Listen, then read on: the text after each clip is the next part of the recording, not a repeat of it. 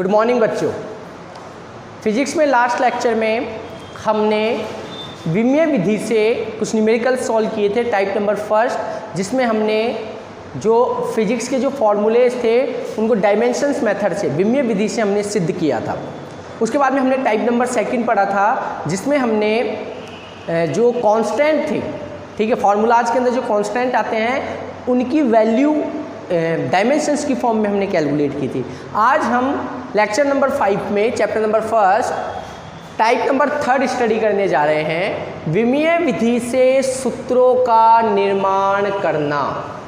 ठीक है, कि मान लीजिए हम किस तरीके से हमारे पास में कुछ थ्योरी होगी और उससे हम किस तरीके से डायमेंशंस मेथड से विमीय विधि से जो है हम फॉर्मूले क्रिएट करेंगे, किस तरीके से हम फॉर्मूले बनाएंगे।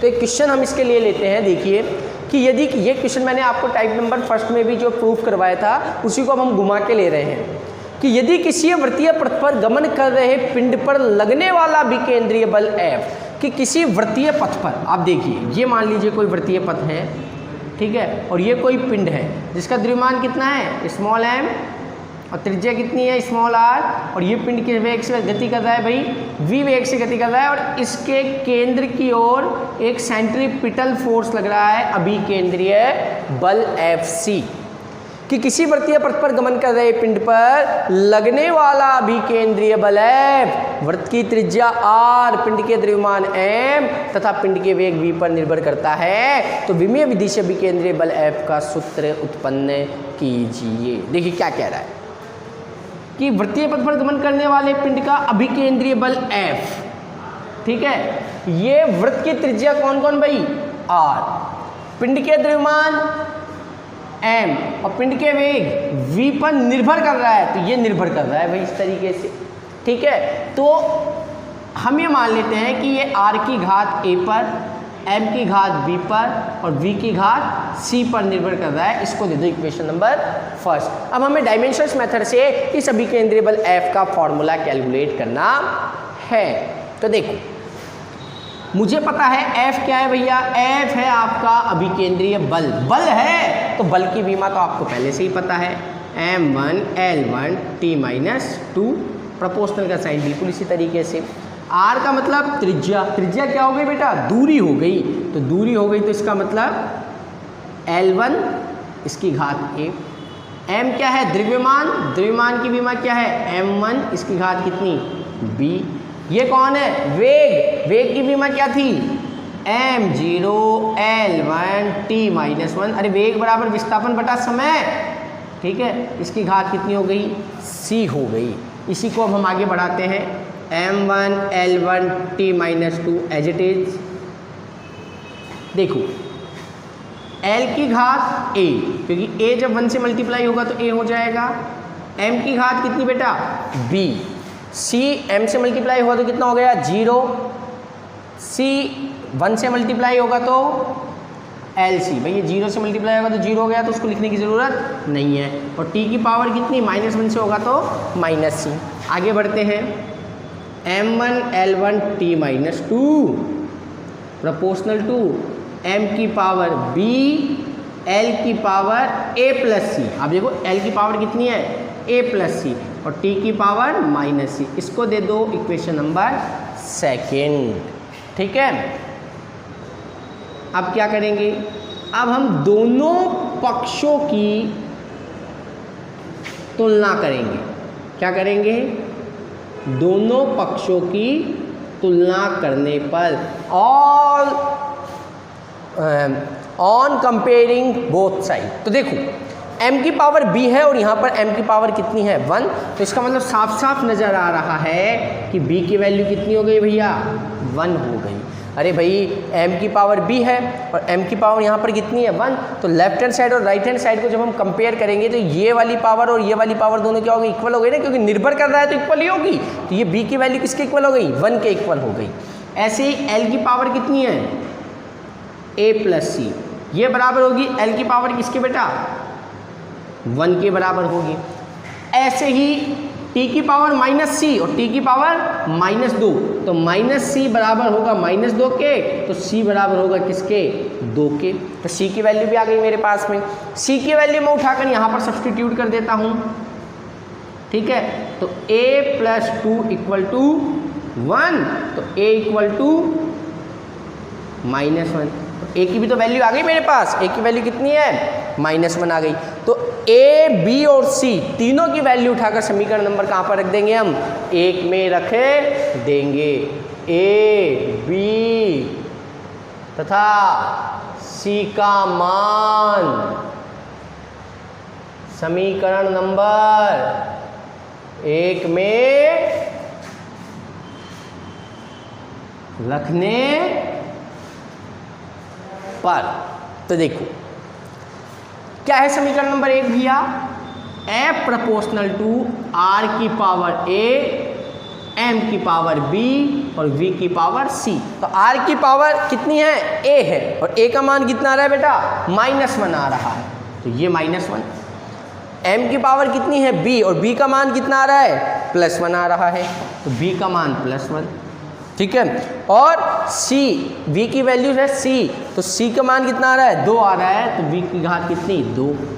f प्रोपोर्शनल टू, देखो m की घात 1 मतलब ये v स्क्वायर, r की घात -1 है, तो बटा में जाके क्या हो जाएगी, +1 हो जाएगी, तो f proportional to mv square upon r, ठीक है। यही जो है अभी केंद्रीय बल का सूत्र हमने विमीय विधि से ज्ञात कर लिया। तो एक न्यूमेरिकल तो इसका ये हो गया, ठीक है। एक और न्यूमेरिकल जो है वो हम इसी मेथड के ऊपर एक और न्यूमेरिकल सॉल्व कर लेते हैं, वो भी मैंने आपको पहले करवाया हुआ है फॉर्मूला में, तो उसको भी अभी हम जो है वो सॉल्व कर लेते हैं। देखिए नेक्स्ट न्यूमेरिकल टाइप नंबर 3 के अंदर हम करते हैं, मान लीजिए कि किसी सरल लोलक का आवर्तकाल कैपिटल T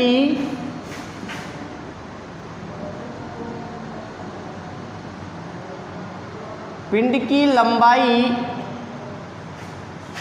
की आलंबन बिंदु से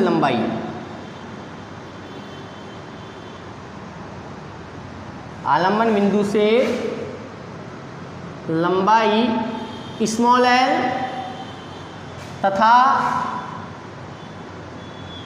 गुरुत्वीय त्वरण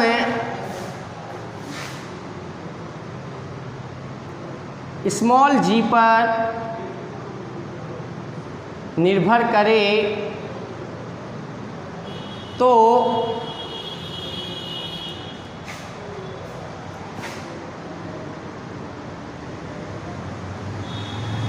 आवर्तकाल कैपिटल T का सूत्र विमीय विधि से ज्ञात कीजिए। हमें आवर्तकाल का क्या निकालना है भाई, सूत्र निकालना है। वापस वही सरल लोलक हम पढ़ के आए हैं कि ये आलंबन बिंदु है, सस्पेंशन पॉइंट, और यहाँ से एक पिंड लटक रहा है, ये दूरी जो है वो स्मॉल l है। इसके ऊपर गुरुत्वीय त्वरण का लगेगा भाई, नीचे की ओर लगेगा, और ये पिंड जो है इस प्रकार से क्या करेगा, दोलन करेगा, ठीक है। तो ये इसका आवर्तकाल हो गया, एक चक्कर मतलब यूँ गया, यूँ आया, यूँ गया और यूँ आया। मैंने पिछले लेक्चर में बताया था, तो ये आवर्तकाल जो है, और ये जो आवर्तकाल कैपिटल T है ये निर्भर करता है आलंबन बिंदु से पिंड की लंबाई l पर और गुरुत्वीय त्वरण g पर। तो विमीय विधि से हमें सॉल्व करना है, तो मैंने मान लिया इसकी पावर a है और इसकी पावर कितनी है बेटा, b है, ठीक है। तो वापस चलो, इसको दे दो आप इक्वेशन नंबर कौन सी, फर्स्ट।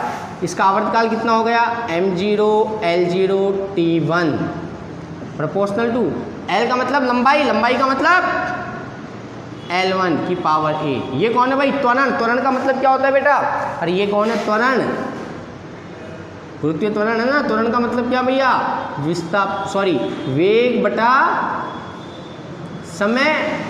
और वेग को क्या लिखा था आपने, विस्थापन बटा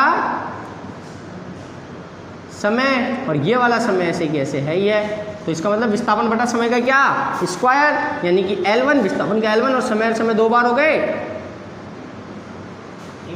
T-2 हो जाएगा, ठीक है। आगे देखो, m0 l0 t1 ऐसे की ऐसे, प्रोपोर्शनल का साइन ऐसे की ऐसे, सॉरी इसकी पावर b है ना। यहाँ पर देखो बेटा l की पावर a, यहाँ पर अपन बात करें तो l की पावर b और t की पावर -2b। ऑल सॉल्व कर लो, m0 l0 t1, l की पावर कितनी बेटा a प्लस b, अरे बेस इक्वल है तो घातें जुड़ जाएगी,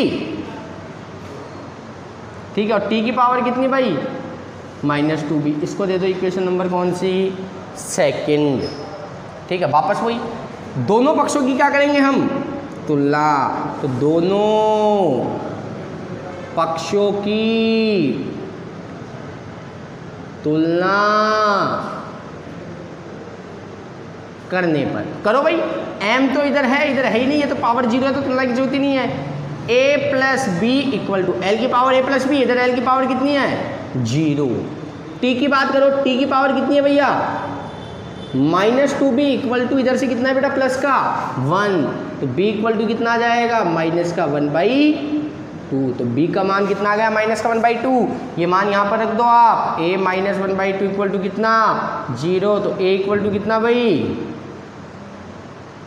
प्लस का 1/2। तो a और b के ये दोनों मान उठाकर समीकरण नंबर 1 के अंदर क्या कर देंगे, हम वैल्यू को पुट कर देंगे। तो देखो क्या होगा कि a तथा b का मान समीकरण नंबर 1 में रखने पर, तो रखो भैया 1 में t की प्रोपोर्शनल l की पावर कितनी है बेटा, अरे l की पावर कितनी है a, और a का मान कितना आ रहा है 1/2 आ रहा है, g की पावर कितनी है b और b का मान कितना आ रहा है माइनस का 1/2 आ रहा है, तो t प्रोपोर्शनल टू l की पावर 1/2 ऐसे कैसे, ये माइनस से इसलिए बटा में ले गए, g की पावर 1/2, तो t प्रोपोर्शनल टू घात 1/2 को अंडर रूट लिख सकता हूँ और इसको क्या लिख सकता हूँ अंडर रूट g, दोनों को एक साथ लिख सकता हूँ t proportional to under root of l upon g। इस प्रकार से हमने ये सवाल भी पूरा हल कर लिया है। तो ये हो गया टाइप नंबर 3। आई होप आप लोगों को शायद समझ में आ गया होगा। अब हम इसके बाद में टाइप नंबर 4 स्टार्ट करेंगे।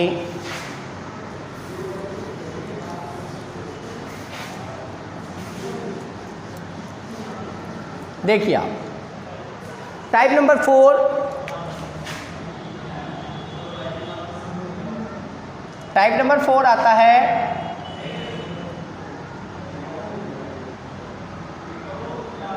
पद्धतियों का रूपांतरण। ठीक है, यहाँ पर हमारे पास 2 तरीके के सवाल हैं, क्वेश्चन नंबर ए और क्वेश्चन नंबर बी। हम क्या करेंगे, हमने पद्धतियाँ पढ़ी थी 4 प्रकार की, एनकेएस पद्धति से जाएंगे किसमें, सीजीएस पद्धति में, या फिर सीजीएस पद्धति से जाएंगे किसमें बेटा, एमकेएस पद्धति में। ठीक है, और इस पद्धतियों का रूपांतरण को समझने के लिए एक गोल्डन रूल आप लोगों को याद रखना है। गोल्डन रूल क्या कहता है आपका, कि एक फॉर्मूला है, आंकिक मान जो होता है ये इनवर्सली प्रोपोर्शनल होता है मात्रक के। आंकिक मान किसके इनवर्सली प्रोपोर्शनल होता है भाई, मात्रक के। आंकिक मान का मतलब numerical value inversely proportional to 1 upon unit. Numerical value is inversely proportional to 1 upon unit. ये इसको शॉर्टकट में लिखिए तो N inversely proportional to 1 upon U. तो यहाँ से अगर अपन इसको सॉल्व करें तो N proportional to Q upon U, जहाँ पर क्यू क्या है कांस्टेंट, तो क्यू इक्वल टू क्या आ जाएगा एन यू। ये फॉर्मूला अपने को इसमें काम आएगा। अब ये क्या मतलब है, N is inversely proportional to 1 upon U. देखो आप ध्यान से, जैसे मैंने कहा 5 किलोमीटर, तो यहाँ पे एन का मान कितना है, आंकिक मान कितना है 5, और मात्रक क्या है बेटा किलोमीटर। इनवर्सली प्रोपोर्शनल का मतलब क्या होता है कि ये मान बढ़ेगा तो ये मान क्या हो जाएगा, घटेगा। ये मान बढ़ेगा तो ये मान क्या हो जाएगा, घटेगा। तो अगर ये, अब अगर मैं इसको मीटर में बदलूं, भाई मैं इस मान को कम करूं तो ये मीटर कर दिया, तो ये कितना हो जाएगा, 5000। तो आप देखो किलोमीटर से मीटर, यानी कि मैं नीचे गया लेकिन आंकिक मान क्या हो गया, 5 से 5000 बढ़ गया। इसी टॉपिक के साथ में हम आज की क्लास को रिमूव करते हैं, ठीक है, और टर्मिनेट करते हैं। कल जो है हम इसके आगे का स्टार्ट करेंगे। Thank you so much.